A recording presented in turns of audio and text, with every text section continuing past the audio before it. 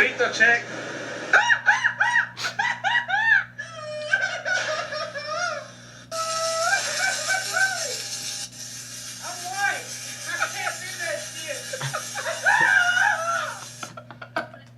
Hey bro, I'm white too, but I can do it. El arbol. El arbol. El Apache. Apache way. El Apache way.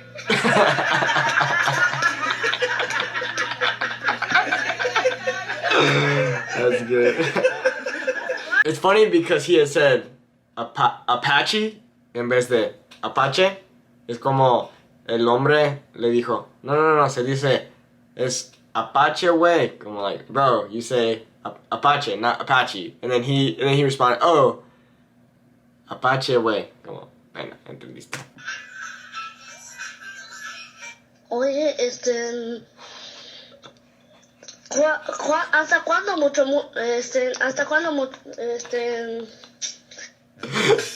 That one's pretty funny. Oxxo is like Mexico's equivalent of like a 7-Eleven basically. I'm sure that many people argue that the Oxxo is better. But there's like some kid who like, I think he was like working at the Oxxo. You guys can leave a comment down below about that funny meme or whatever. Basically like El Chico del Oxxo. I don't know, something like that. Okay guys, well I have to go do my presentation and wish me luck. Oh sweet, yeah, good luck man. Cool, yeah, merde. Merde? Isn't that shit? Yes, it's for good luck. Oh, okay. Oh, in Spanish? Yeah. Break a leg. Break? Oh, in Spanish, fall face flat on merde. Oye, French, cálmate. Oh, actually, I'm pretty sure in Spanish too, you can say something related to la mierda or something like that for good luck. The reason I learned why people will say that, like, oh, mierda. It's because in the past, when people would go, let's say I was an actor and I would go to my show, people would say, hey, good luck. And they would say mierda. Basically meaning, hey, I hope that a lot of people come and they're going to show up in their horse-drawn carriages and there's going to be a lot of poop on the ground, meaning a lot of people went to your show. So that's actually why they say mierda. Kind of cool.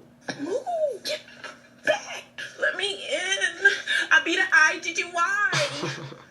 Oh my god, no. Do not let her in. I'm trying. Yeah, so true. Yeah, it's true. Like, honestly, in high school Spanish classes, we really did not go over vosotros. Even in my Spanish course, I don't talk about vosotros. If you want to learn Spanish from Spain, then you'll need to know how to use vosotros.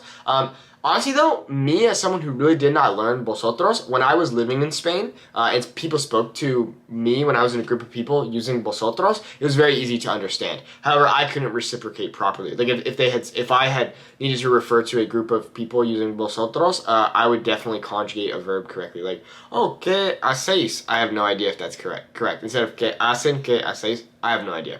Anyways, very true. Wife. Esposa. Handcuffs. Esposas. Alright, so French, you said you wanted to use the same word for wife and for woman? Oui, femme. If you say my woman, it's a little possessive, but we can make it work. Now Spanish, you also said you wanted to use the same word for wife, and what else again?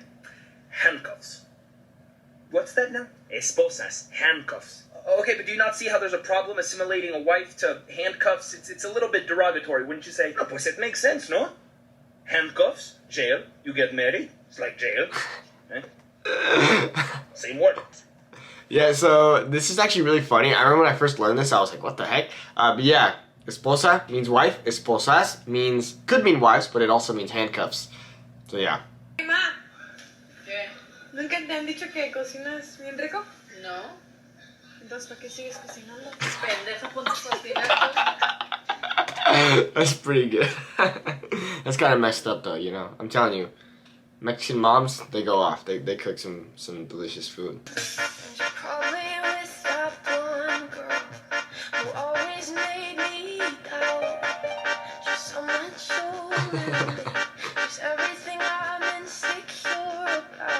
Cuando fue una boda en México, muchos estaban usando Facebook y como en vivo, like, hey, ¿qué onda? Estamos aquí en la boda.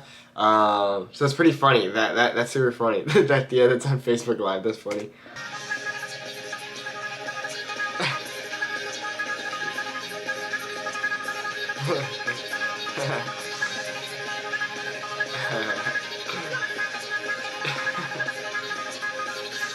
Yeah. This is so true. Like, I remember when I started taking Spanish 3 and Spanish 4 in high school, The classes were only in Spanish. So my first 2 years, like a mix, mostly English though.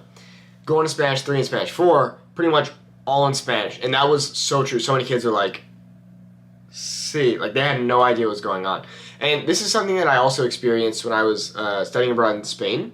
I would take Spanish classes every single day with native Spanish speakers, and they would only speak in Spanish, and a lot of the students had no idea what was going on because they hadn't already had a basic foundation of the Spanish language, so they were completely lost. So for a lot of people who are learning Spanish, they think, oh, immersion is the best way to go, just constantly hearing the language even if you don't know what's going on. But frankly, when it comes to learning things like grammar, I completely disagree. I think it's better to learn in your native tongue, which for most of us is going to be English, and then you can kind of put that into Spanish.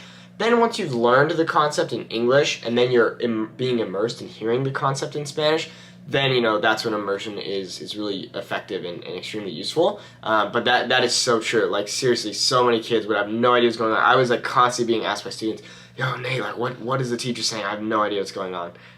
So yes, very true. Esta es la lista de mi mamá. ¿Qué dice aquí? Pina, pare. ¿Cómo? Pina, pare, niña. Pina, Baden. Wait. No, that was pretty funny. I've been laughing for like 5 minutes because my dad tried to spell pennies. Oh my god, that's really funny actually. Why did you spell pennies as penis?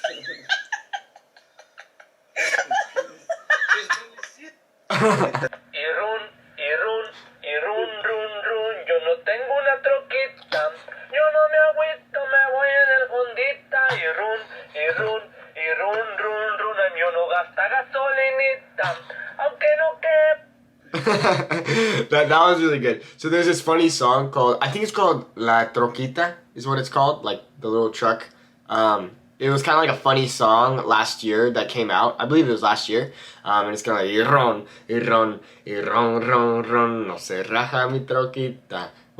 Houston. Anyways, it's a pretty funny song, but basically he's just saying, hey, I don't even have a truck, but I've got my little Honda, it gets good gas mileage, whatever.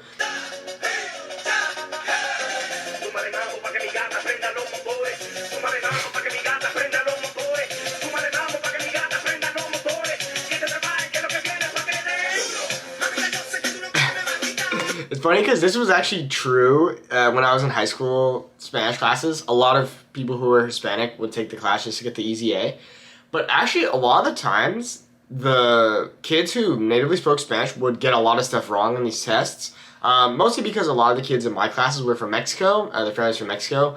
And, a lot of the Spanish we were learning was from Spain, so it was a little different. But also just certain rules and grammar things. Like one thing that I know a lot of the kids would do wrong was instead of saying, for example, dijiste, they would say dijistes, como, it should be dijiste. Like, hey, ¿qué dijiste? What'd you say? But a lot of times, like people in Mexico, they'll say, ¿qué dijiste? ¿Qué dijiste? Or, ¿qué hiciste? Like that instead of ¿qué hiciste? So that's like, little things like that. ¿Quién es el más huevón? ¿Quién es el más enojón? ¿Quién es el más contestón? ¿Quién es el más menso? ¿Quién es el más cariñoso? ¿Quién es el más distraído? ¿Quién es el consentido de mamá? ¿Quién es el consentido de papá? ¿Quién es el más sensible? ¿Quién es el más necio? ¿Quién es el más ordenado? ¿Quién es más coqueto? ¿Quién es más dragón? ¿Quién se casará primero? ¿A quién le da hueva tender su cama? ¿Quién es el más mujeriego?